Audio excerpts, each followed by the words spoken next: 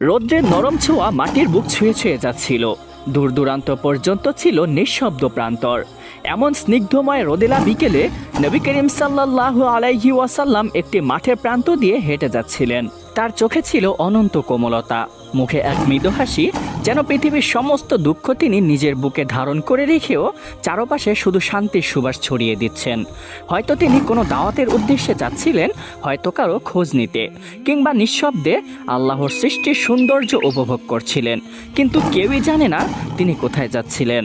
তার পদচারণার শব্দ যেন বাতাসের সাথে মিলিয়ে যাচ্ছিল, এতটাই নরম ও বিনয়ী ছিল তার পথ চলা। হাঁটতে হাঁটতে কিছুটা দূরে গেলে তিনি একটি খেজুরের বাগান দেখতে পেলেন। বাগানটি ঘেরা ছিল কাঁটাযুক্ত তারের বেড়া দিয়ে, তবুও ভেতর থেকে ভেসে আসছিল মিষ্টি খেজুর আর ফুলের গন্ধ। বাগানের চারপাশে পাখির কিচিরমিচির শব্দ ভেসে আসছিল নবীজির কান মোবারকে। হালকা বাতাসে দুলছিল খেজুর গাছের পাতাগুলো, সূর্যের আলোয় তাদের ছায়াগুলো বালির উপর পড়ছিল। বাগানের সামনে একটি বোর্ড টানানো ছিল, তাতে কিছু লেখা ছিল। নবী করিম সাল্লাল্লাহু আলাইহি ওয়াসাল্লাম সেই বোর্ডটি দেখে তিনি থেমে গেলেন, শান্ত চোখে তাকিয়ে রইলেন সেই লেখার দিকে। কিন্তু তিনি তো উম্মি ছিলেন, যিনি কারো কাছ থেকে লেখাপড়া শেখেননি। তবুও আল্লাহ তাকে এমন জ্ঞান দিয়েছিলেন যা কিতাবের পণ্ডিতদেরও ছাড়িয়ে যায়। তবুও মানুষের দৃষ্টিতে তিনি তো লিখতে পড়তে জানতেন না, তাই তিনি বোর্ডে কি লেখা আছে তা বুঝতেও পারলেন না। তিনি একটু এগিয়ে গেলেন, হয়তো কোনো চিহ্ন দেখে সেখানে কি লেখা আছে বোঝা যাবে। তাও বোর্ডের লেখাগুলো তার কাছে নিঃশব্দ ছিল। তিনি চারপাশে তাকালেন, কাউকে তিনি দেখতে পান কিনা। মরুর প্রান্তে নীরবতার ঢেউ, কাউকে দেখাও যাচ্ছে না। নবী করিম সাল্লাল্লাহু আলাইহি ওয়াসাল্লাম মৃদু একটি হাসি দিলেন, তারপরে একটু উঁকি দিয়ে বাগানের ভিতরে তাকালেন। বাগানের ভিতরেও কাউকে দেখা যায় কিনা, কিন্তু সেখানেও কাউকে দেখা গেল না। কিছুক্ষণ পরই সেখানে একজন ব্যক্তি আসলো, যে একজন সাধারণ পথিক ছিল, সেই পথ দিয়েই কোথাও একটি যাচ্ছিল। নবী করিম সাল্লাল্লাহু আলাইহি ওয়াসাল্লাম তাকে নরম স্বরে ডাকলেন এবং জিজ্ঞাসা করলেন, হে আল্লাহর বান্দা, তুমি কি আমাকে বলতে পারো এই বোর্ডে কি লেখা আছে? লোকটি একটু এগিয়ে গেল এবং সেই বোর্ডের দিকে তাকিয়ে মাথা নাড়ালো এবং বলতে লাগলো, এই বোর্ডে তেমন কিছু লেখা নেই, শুধু এতটুকুই লেখা আছে, এই খেজুর বাগানে পানি দাও, বিনিময়ে খেজুর পাও। এতটুকু বলে সেই ব্যক্তি হাঁটতে লাগলো এবং হাঁটতে হাঁটতে সেখান থেকে সে চলে গেল। নবী করিম সাল্লাল্লাহু আলাইহি ওয়াসাল্লামের দুনিয়ার প্রতি কোনো চাওয়া বা পাওয়া ছিল না। তিনি ছিলেন এমন এক মানুষ যার অন্তর সম্পূর্ণরূপে আল্লাহর উপর নির্ভরশীল। পৃথিবীর ধন সম্পদ, আরাম, আয়ের, সম্মান কিছুই তার কাছে মূল্যবান ছিল না, কিন্তু তার কোমল হৃদয় সেটা ছিল একান্ত মানবিক ও অত্যন্ত দয়ালু। অন্যদিকে গতকালকে নবী করিম সাল্লাল্লাহু আলাইহি ওয়াসাল্লাম তার দুই নাতির সাথে দেখা করেছিলেন। ছোট্ট ছোট্ট মুখ, শুকনো ঠোঁট, তবুও তাদের কোনো অভিযোগ নেই। ক্ষুধায় কাতর থাকলেও তারা চুপচাপ ছিল, কেমন যেন অভ্যাস হয়ে গিয়েছিল। কিন্তু নবীজির দৃষ্টিতে তাদের সেই লুকিয়ে থাকা মৃদু কষ্ট তার অন্তর ভেদ করে যাচ্ছিল। এই কথাগুলো মনে করার সাথে সাথেই নবীজির হৃদয়টা যেন কেমন গলে গেল। তিনি আল্লাহর কাছে কোনো অভিযোগ করলেন না, কোনো কষ্টের কথাও বললেন না। শুধু দুই কলিজার টুকরা হাসান ও হোসাইনের কথা মনে করে তিনি সিদ্ধান্ত নিলেন তিনি এই খেজুর বাগানে পানি দিয়ে সামান্য খেজুর সংগ্রহ করে তাদের মুখে তুলে দিবেন, তাহলে তার অন্তরটা অত্যন্ত প্রশান্তি পাবে। এটা চিন্তা করে তিনি হাঁটতে লাগলেন এবং ধীরে ধীরে হাঁটতে হাঁটতে সেই বাগানের মালিকের বাড়িতে পৌঁছে গেলেন। ঘরের সামনে গিয়ে নবী করিম সাল্লাল্লাহু আলাইহি ওয়াসাল্লাম নরম ও বিনয়ী কণ্ঠে ডাকতে লাগলেন, হে খেজুরের বাগানের মালিক, আপনি কি বাড়িতে আছেন? ইহুদি দরজা খুলে ঘর থেকে বের হলো। প্রথমে সে অবাক হয়ে তাকিয়ে রইল।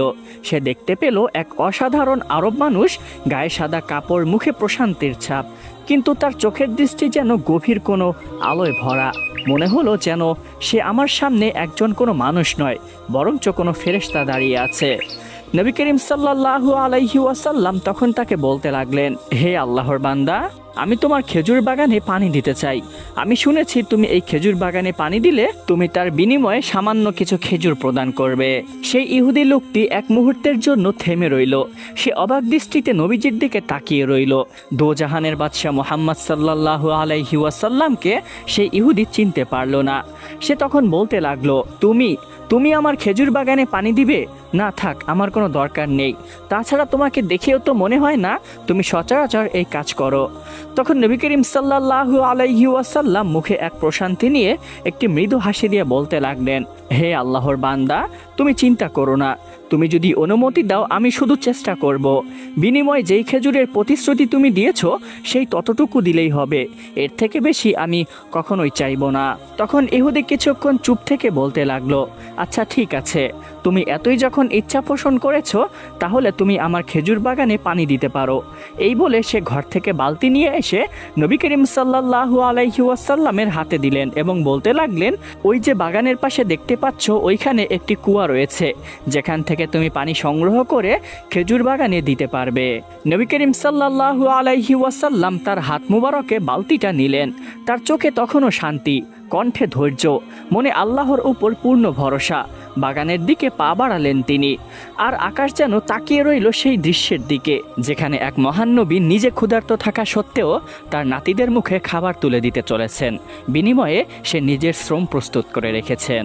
নবী করিম সাল্লাল্লাহু আলাইহি ওয়াসাল্লাম কুয়ার পাশে দাঁড়ালেন। কুয়ার পানি অনেক গভীরে ছিল, তেমন একটা দেখা যাচ্ছিল না, দেখে মনে হচ্ছিল কুয়াটি শুধু অন্ধকারে পরিপূর্ণ একটি গর্ত। নবী করিম সাল্লাল্লাহু আলাইহি ওয়াসাল্লাম সেই হাতের বালতিটি কুয়ার ভিতরে ফেললেন। ধীরে ধীরে বালতি নিচে গেল। হঠাৎ করে পানির ভিতরে পড়ে যাওয়ার শব্দ হলো। এরপরে নবী করিম সাল্লাল্লাহু আলাইহি ওয়াসাল্লাম যখনই সেই বালতিটি তুলবেন তখনই সেই বালতিটির রশি ছিঁড়ে গেল এবং বালতিটি কুয়ার ভিতরে পড়ে গেল। নবীজি পানি তোলার সময় মুচকি হাসছিলেন, কিন্তু যখনই বালতিটি নিচে পড়ে গেল তিনি থমকে গেলেন। হয়তো তিনি মনে মনে বলছিলেন, ইয়া আল্লাহ, এটা তোমারই পরীক্ষা। অন্যদিকে সেই ইহুদি লোকটি দূর থেকে সব কিছুই দেখছিল। নবী করিম সাল্লাল্লাহু আলাইহি ওয়াসাল্লামের বালতি তোলা, তার বালতি হাত থেকে পড়ে যাওয়া, সব কিছুই সে দূর থেকেই অবলোকন করছিল। নবী করিম সাল্লাল্লাহু আলাইহি ওয়াসাল্লামের হাত থেকে সেই বালতিটি পড়ে গিয়েছে দেখে সে এক দৌড়ে ওই কুয়োর পাশে এসে দাঁড়ালো। তার মুখে ঘৃণার ছাপ, মুখে রাগান্বিত অবস্থা। নবী করিম সাল্লাল্লাহু আলাইহি ওয়াসাল্লামকে সে বলতে লাগলো, এ কি করলে তুমি? আমার বালতিটি তুমি নষ্ট করে ফেললে, কুয়োর ভিতরে ফেলে দিলে। এই বালতিটির দাম জানো? এই বলে সে নবী করিম সাল্লাল্লাহু আলাইহি ওয়াসাল্লামের পবিত্র দেহে একটি আঘাত করলো। নাউজুবিল্লাহি মিন যালিক। সঙ্গে সঙ্গে মনে হলো দুনিয়াটি থমকে গেল, আকাশে যেন বিদ্যুৎ চমকালো, আরশটা যেন কেঁপে উঠল।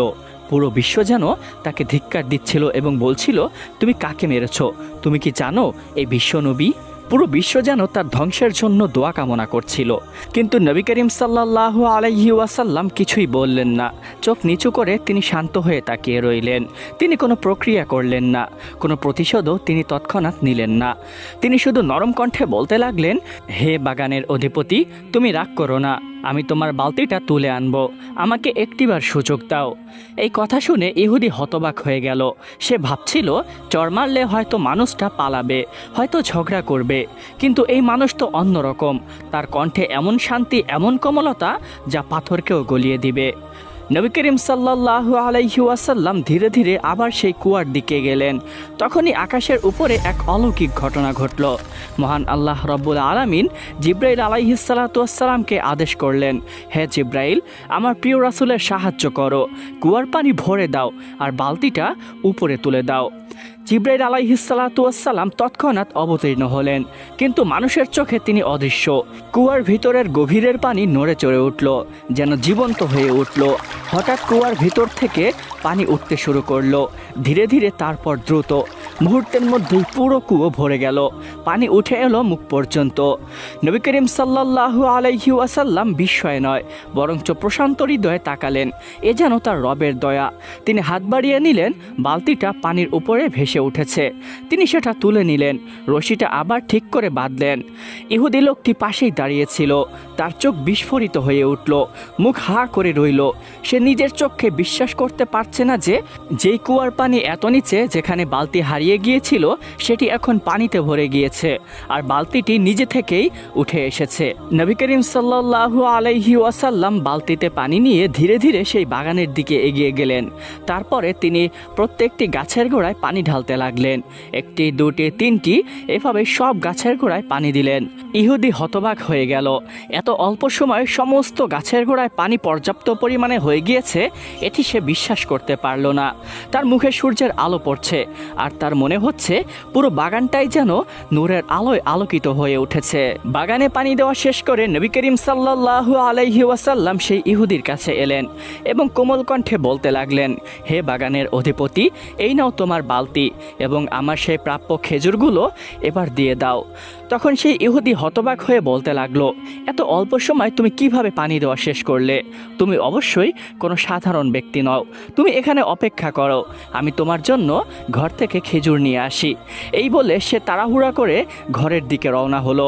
ইহুদি হাঁটতে লাগলো এবং ভাবতে লাগলো, একজন মানুষ যাকে আমি মাত্রই থাপ্পড় মারলাম, সে আমার বাগানে পানি এত অল্প সময় দিয়ে দিল এবং প্রাকৃতিকভাবে তাকে সাহায্য করা হলো। আমি তাকে থাপ্পড় মেরে কোনো ভুল করিনি তো? কিন্তু তারপরেও অহংকার আর দম্ভ তাকে নিশ্চুপ করে দিল, যার কারণে সে ক্ষমা প্রার্থনাও করল না। অবশেষে ঘর থেকে খেজুর নিয়ে নবী করিম সাল্লাল্লাহু আলাইহি ওয়াসাল্লামের হাতে দিলেন। নবীজি খেজুর নিয়ে তার নাতি নাতনিদের খাওয়ানোর জন্য রওনা হলেন তার কলিজার টুকরা মেয়ে ফাতেমা রাদিয়াল্লাহু তাআলা আনহা এর ঘরের দিকে। তার হাতে সামান্যই কয়েকটি খেজুর, কিন্তু অন্তরে ছিল অফুরান্ত খুশি। তার হাতে ছিল বরকতের ছোঁয়া, তার চেহারায় এক অনন্ত প্রশান্তি। নবী করিম সাল্লাল্লাহু আলাইহি ওয়াসাল্লামকে দেখে মনে হচ্ছিল দুনিয়াতে সবচাইতে বেশি প্রভুর প্রতি প্রশান্তি তার ভিতরে রয়েছে। তিনি ধীরে ধীরে হাঁটতে হাঁটতে তার কলিজার টুকরা মেয়ে ফাতেমা রাদিয়াল্লাহু তাআলা আনহা এর বাড়ির দরজায় গিয়ে পৌঁছালেন। তিনি নরম কণ্ঠে সালাম দিয়ে বলতে লাগলেন, হে ফাতেমা, দরজা খোলো।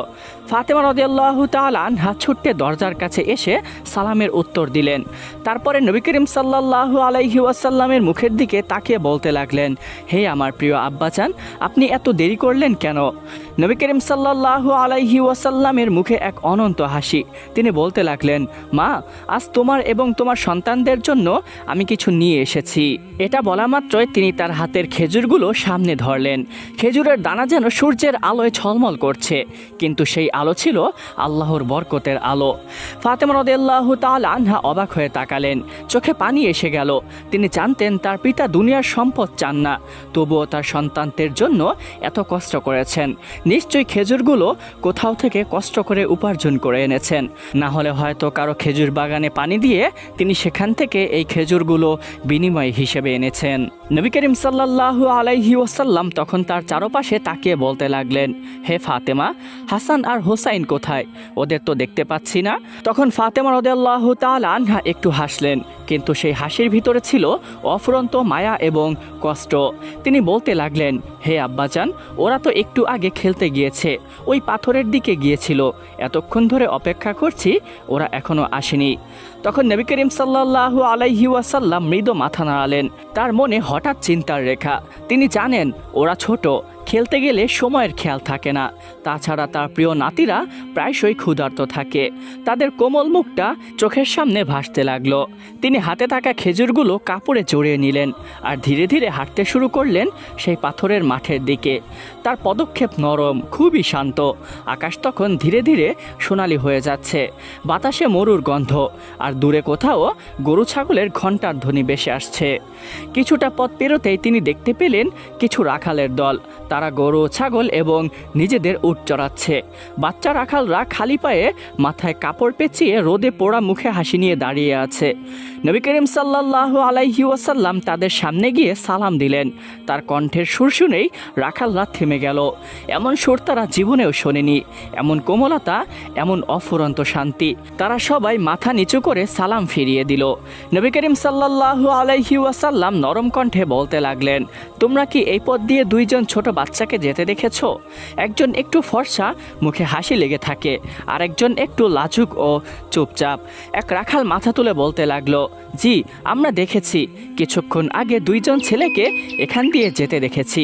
ওদের চোখে জল ছিল, মনে হচ্ছিল মন খারাপ, কাঁদতে কাঁদতে যাচ্ছিল। নবী করিম সাল্লাল্লাহু আলাইহি ওয়াসাল্লাম একটু থেমে গেলেন। তার মুখের হাসি মিলিয়ে গেল, দৃষ্টিতে উদ্বেগের ছাপ এলো। তিনি নরম স্বরে জিজ্ঞাসা করতে লাগলেন, তোমরা জানো তারা কোথায় গিয়েছে? তখন এক রাখাল উত্তর দিল, আমার মনে হয় ওরা ওই পাথরের মাঠের দিকে গিয়েছে। প্রথমে একটু খেলছে, তারপরে চুপচাপ হয়ে গিয়েছে। হয়তো তারা সেখানে এখন নেই। তৎক্ষণাৎ আরেকজন রাখাল বিস্ময়ে বলতে লাগলো, জানেন, ওরা এখান দিয়ে যাওয়ার পর থেকেই আমাদের গরু, ছাগল, উটগুলো কিছুই খাচ্ছে না। ঘাসের দিকে তাকাচ্ছে কিন্তু মুখে দিচ্ছে না। এমনটা আগে কখনো হয়নি।